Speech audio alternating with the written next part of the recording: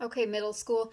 The second step in your Andy Warhol Converse project is going to be working with tracing paper and tracing these images that we have um, onto your drawing paper. So you are going to need the drawing paper that has the two squares on it already. You are going to need tracing paper. I gave you two of them. And you are going to pick two sneakers that you want to use. You're going to be using each of these images 2 times. You're not using all the images that I gave you. I gave you 4. You're picking 2 and you're going to repeat each one 2 times, okay? You're going to need a pencil. I gave you one of those. A couple paper clips. Hopefully you can find those at your house. Make sure you clip. Don't tape, clip.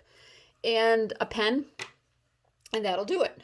Okay, so first thing that you're going to do is put the tracing paper right on top of the 2 images that you've decided to do. I'm just going to do the 2 that are on this one page just for ease. Then I'm going to take my pen and I'm going to go around and I'm going to trace the image, including the square,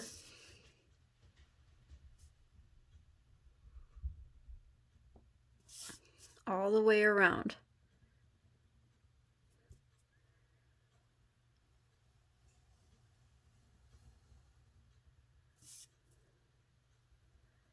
Make sure you get all the details. Oops, try to stay on the line as best you can. I just went off a little bit there, but I don't think it'll be too noticeable. Be really careful when you're working with the tracing paper because it is rather thin, so you can see directly through it.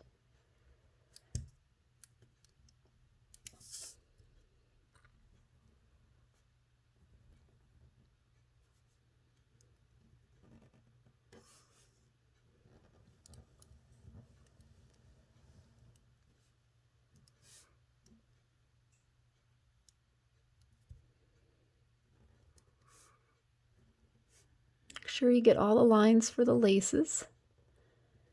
When you're adding the lines for the laces, it does get a little confusing in some of the drawings. So make sure that you're really, really looking.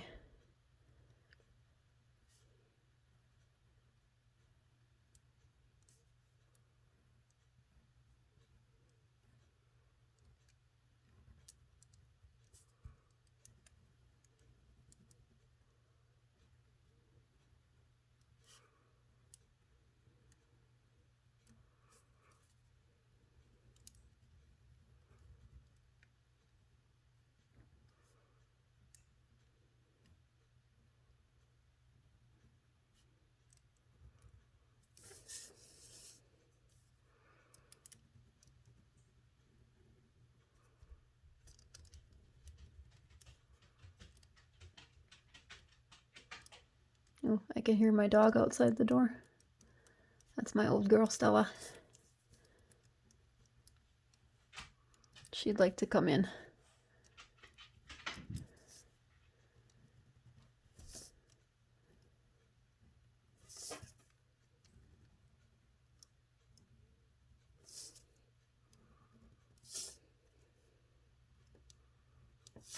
I can see that I'm kind of smearing the ink a little bit with my hand. Tracing paper, the ink does not want to stay on there. It has no tooth. Tooth is kind of what grips the graphite in on paper. And this is so smooth, it's not meant to hold on to ink or pencil. It's just meant to transfer. Okay, so now I have that image done. I'm not too worried about the ink smears on there. I'm not going to use this for drawing on, it's just for transferring. You can kind of pull it off a little bit before you pull it off completely. Make sure that you have everything. I think, oh, there's one line I missed right there. So do a little double check. If you have somebody at home with you, maybe ask them to double check your work too. See if there's anything that you're missing. Okay, so I'm going to set the drawing of it off to the side. Oh, I see what I forgot, guys. I forgot my line down the side. These lines are not on the side, the squares are not necessary because you already have your lines that you made on that square piece of paper. But it's just nice to have as a guideline. Okay, so now pen goes away. I'm going to flip my paper over to the other side, the side that I did not draw on. I'm going to take my graphite pencil. This works better. That's why I gave you one, a regular wooden pencil, because you can use a mechanical pencil, but the lead's not very strong. So I'm turning my pencil onto its side. I'll zoom in a little bit so you can see. See how I have it tipped back on its side? And I'm adding graphite just to the area that has my image on it. I don't need to do the whole square because I don't have anything over here. So that would be kind of pointless. Just be a waste of time and pencil. So make sure you're putting down a real good amount of pencil, turning that pencil lead onto its side. We don't want it to look like this. Okay, that's not going to help to transfer your image.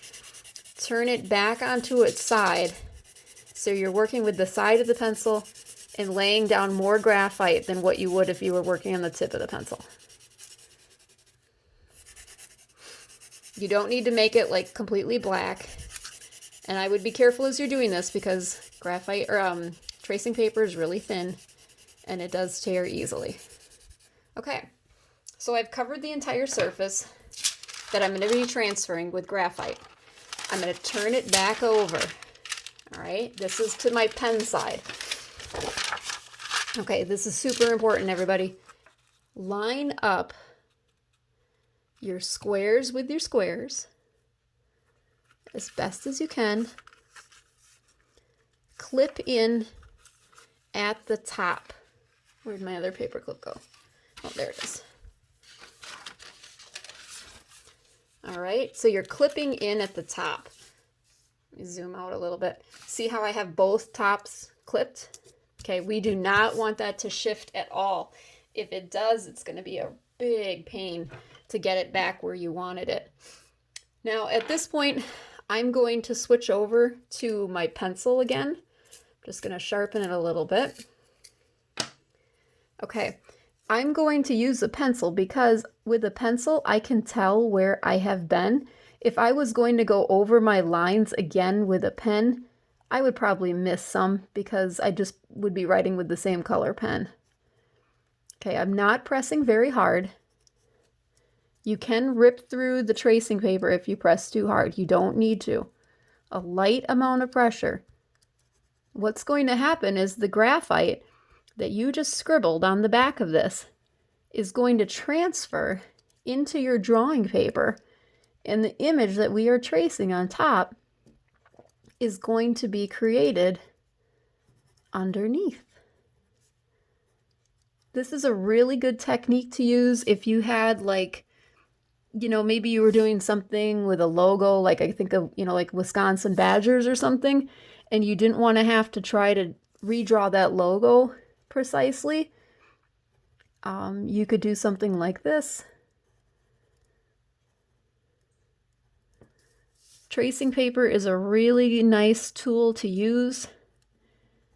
You could also use this too if maybe you drew something, you know, in your sketchbook and you really, really liked it and you wanted to draw it maybe on another sheet of paper, or maybe you want to put it onto a canvas and paint it.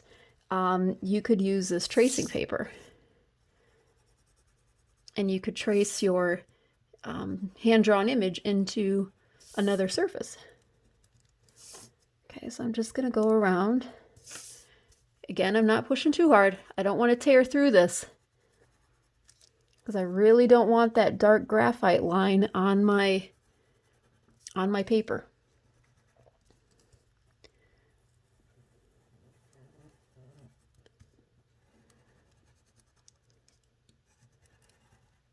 Every so often, I highly suggest you pull your paper up just a little bit and see what's going on. All right, double check it. See where you need to go yet before you pull it off completely.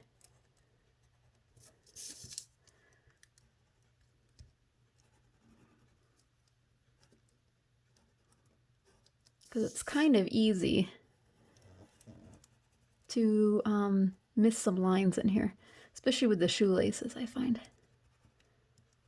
Just take your time. I'm looking for that really good craftsmanship in your work.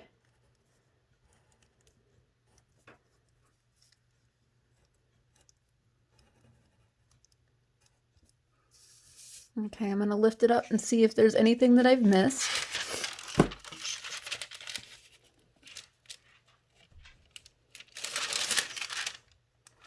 Just check it back and forth a couple times. You can even check it against the original image. I think these lines need to be extended down a little bit. Just go ahead and check it and see if you have everything.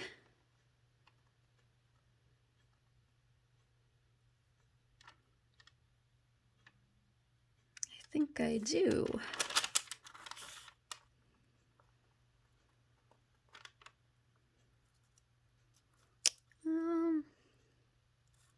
Yeah, I think I have the whole thing traced as far as I can tell. Okay, so now I'm going to unclip. And there is my Converse. Okay, all traced in. Again, you're going to do this. You're going to have 4 total squares. You're going to pick 2 of the 4 images.